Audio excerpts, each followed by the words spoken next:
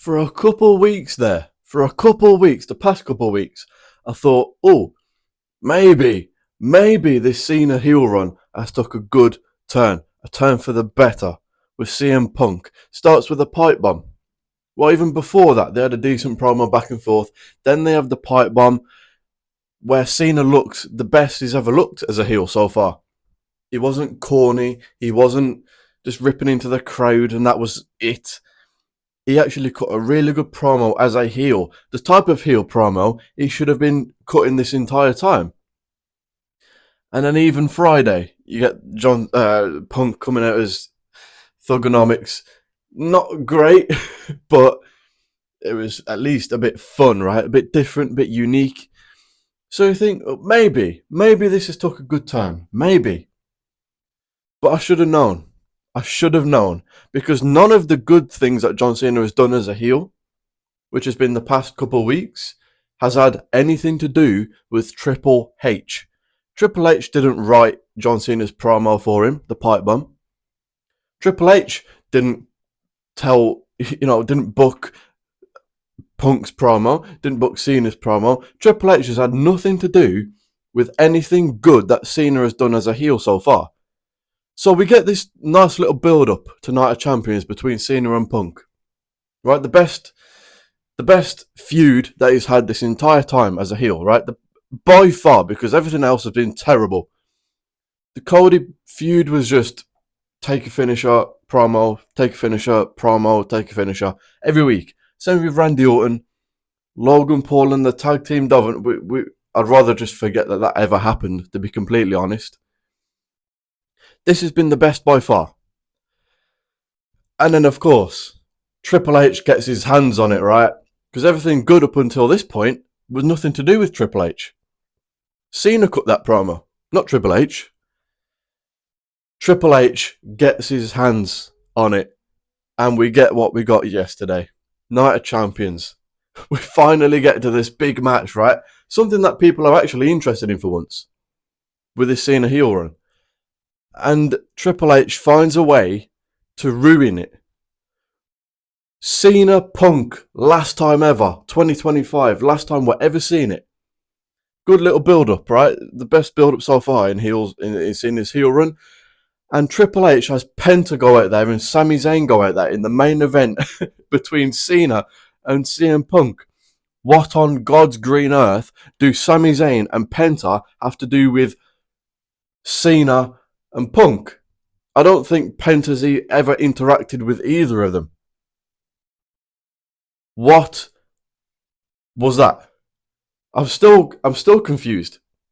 I cut that review yesterday of Night of Champions, and I'm still confused the next day. I reckon Triple H just turned up to the arena, saw the first few people that showed up, and was like, yeah, you, and you'll show up in the main event. No thought into it. You're telling me that this entire time, this entire Cena Punk build-up, Triple H knew in his mind he was going to have Penta and Sami Zayn go out there in the main event. You're telling me that was the plan the entire time? Or did he just come up with it the day of? Or maybe the day before? Like he does with everything else. He doesn't know SummerSlam's main event. He does. I mean, obviously now we know it, but he probably didn't know it up until last week. He probably doesn't know who's going to win between Cena and Cody. He doesn't know WrestleMania's main event. He probably knows two matches on the SummerSlam card. Jey Uso winning the Rumble, probably decided the day of or the day before. Triple H doesn't know what he's doing. Everyone likes to say, long-term booking with Triple H, he loves it. No. He turns up to the arena and decides what he's doing. You can't tell me that this entire time he knew and planned Penta and Sami Zayn going out in that main event. Another thing ruined by Triple H and WWE. But we're not going to blame WWE. People like to do that. Right? Every time people are complaining about something that's happened on WWE, every time something really bad happens, right, it's always WWE. It's never Triple H. When Vince was in charge, it was Vince. Now it's just WWE. No one likes to put blame on Triple H. They like to deflect. Oh, it's WWE. It's TKO. TKO didn't tell Penta to go out in that main event. TKO didn't tell us. You know what I mean? Like Triple H is the one booking these shows. I think people forget that. He's the head of creative, chief of content. Do people just want to forget that? That's his job. He's in charge of all of this. Put blame on him for all of this. TKO are a cancer to the company, the business, all of it. They're the reason people get released and they're going to the Saudi event and doing all of it, and the logos and the sponsorships and all of it and the adverts. Slim Jim on the tables, that's TKO. But all the booking you see, all the stupid decisions, is all Triple H. Wasted opportunity again. Cena Punk, last time ever. Last time ever.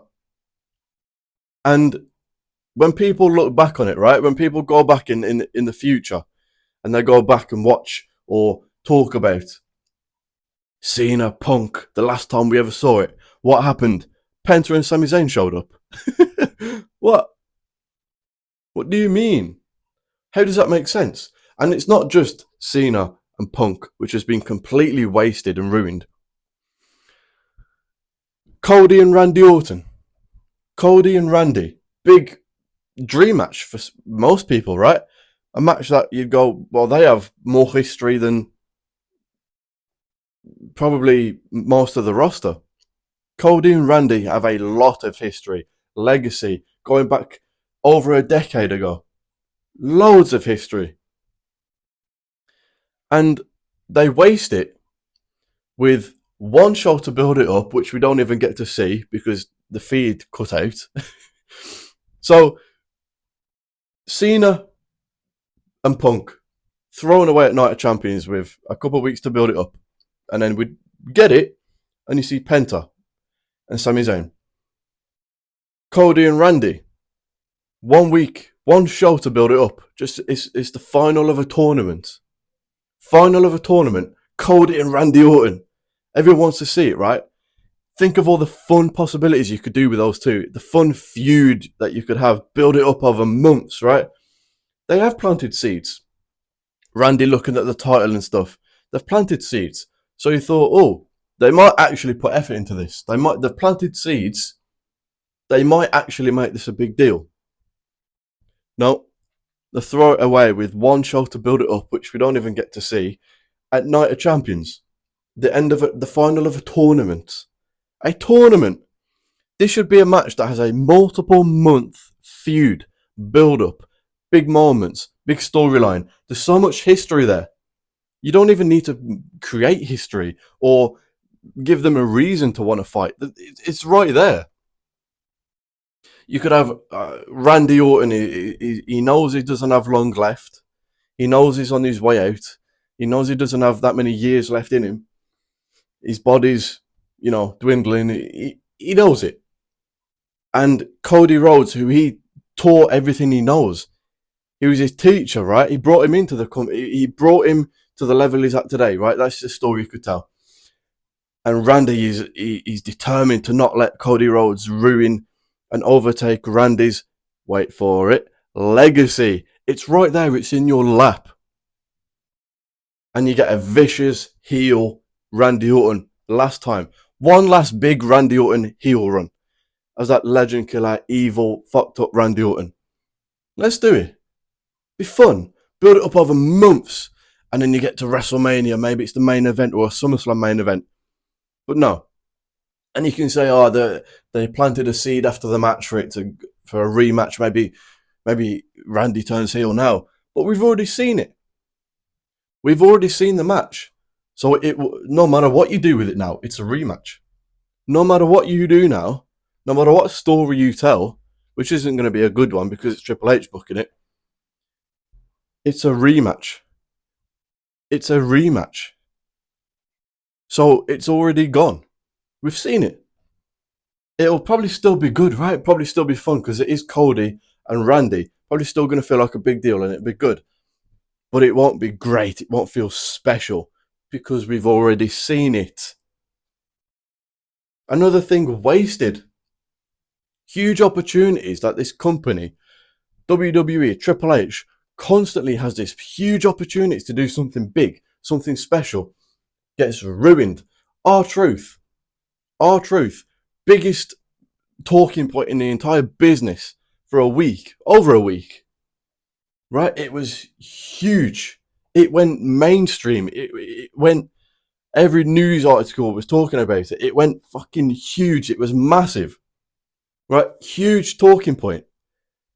And then they bring him back just to continue what he was doing before, which is going for John Cena. He's a bit more serious now. He says, "Oh, I'm driving now." But that's the only difference. He's a bit more serious. That's the only difference with R-Truth now. He's still going after John Cena, which he was doing before all of this happened. So they're just continuing that, which is going to go nowhere, has gone nowhere, and is going to go nowhere. They have him lose and then lose again, get beat up by Aleister Black. So they're putting R-Truth with Aleister Black. Two faces, as far as I'm aware, unless they're putting Aleister Black in the middle, where you don't really know what it is, which is going to help no one. So if you're going to do this, at least go vicious, dominant heel Aleister Black. But then you put in these two in a feud where neither of them can lose. If you want to make Aleister Black a big deal, you want to have him take a win, right? A big win. You can't have R-Truth lose again. They're booking him the same they booked him before when he was comedy R-Truth. They're booking him the exact same, but he's just a bit more serious now. He's still getting beat up every week. He's still getting attacked. He's still taking losses. He's just a bit more serious now. But it's the same thing. Get beat up, get beat up, get beat up. Same thing. Huge opportunity. Gone. Money in the Bank. LA Knight. Everyone wanted to see LA Knight win that briefcase. LA Knight. Imagine LA Knight with that briefcase. How much fun it would be. It would be at least be better than Seth Rollins having it, which makes you want to stop watching the show. I like Seth. No reason for a top guy to have a briefcase. A top guy who's in the main event scene should not have the briefcase. It should be a younger talent or someone that's on the verge of that main event scene, right? And then they get that briefcase and that pushes them into the main event scene. Or if you are going to give it to a top guy, like a Seth, make it fun. Make it interesting. Give us a reason to care. Don't just have him go out there and cut the same promo every single week. I have the power. I'm going to do this. I'm going to do that. Okay, we get it, mate. We've heard you say this before. We've heard you say it last week, actually, and the week before that. LA Knight, everyone wanted to see LA Knight win that briefcase. It would be such a fun moment. Imagine the pop from the crowd if LA Knight won that briefcase. Moment, opportunity, ruined. Karrion Kross, his entire career is an opportunity gone, ruined. You finally give him something, a little something, right? A match at a PLE, Night of Champions yesterday, right? Because you don't give him anything on Raws or SmackDowns. In fact, you have him go out on main event, not the main event, the show main event, which gets probably about 12 viewers. And probably 2 of them are Karrion Kross's family members. Takes it down to 10. One of them is Triple H. Takes it down to 9. You're talking about 9 viewers for main event. It's a nothing show. And Karrion Kross is taking L's, losses on that. And then you have him just in backstage segments on Raw and SmackDown. And then you finally put him in a PLE match, right? A chance to show everyone what you can do. And you have him take the loss. You have him take the loss. Opportunity ruined. But that's what you get for getting over on your own. Same for LA Knight. LA Knight and Karrion Kross are the perfect examples of what happens when you get over on your own with Triple H. If you get over on your own, you're going to get punished for it. Because Triple H, you're not a Triple H guy. LA Knight and Karrion Kross are not Triple H guys. They're willing to call him out for their booking. Triple H ain't going to accept that. He wants you to dick ride him and praise him and say he's God himself. Otherwise, guess what? You're going to get punished for getting over on your own. WWE keep wasting so many opportunities. There's so many every single week.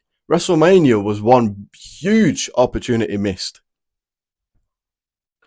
But back to this, what this video started as, this Cena heel run. Cena heel 2025.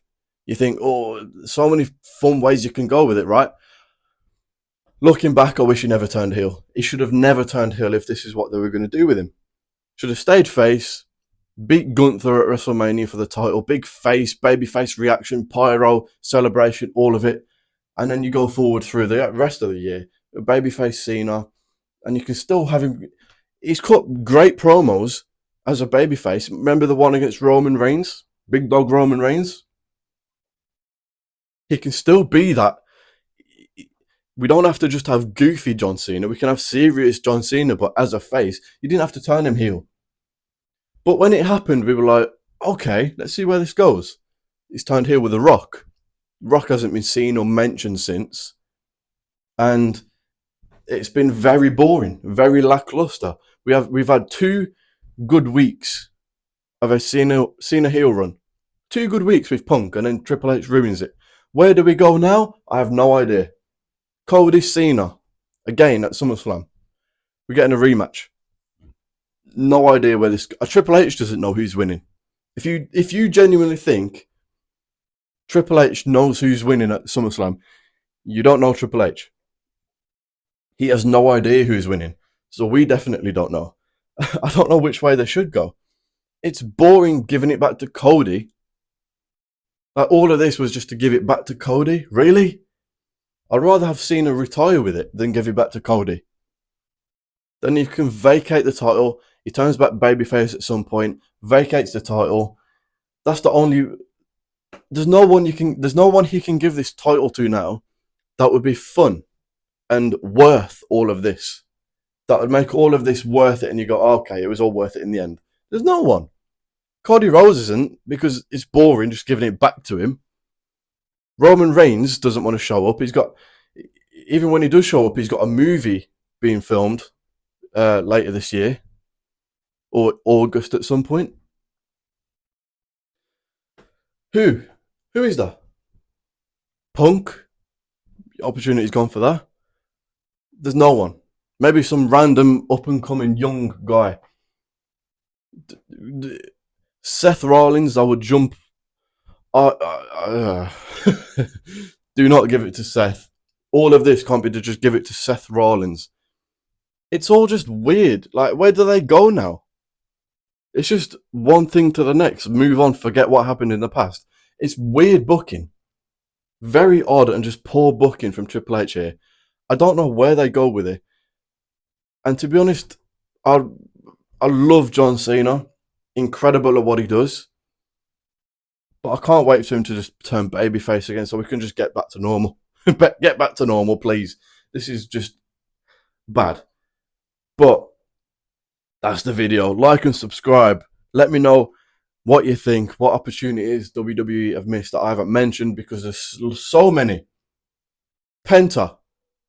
Main event. Don't make me laugh.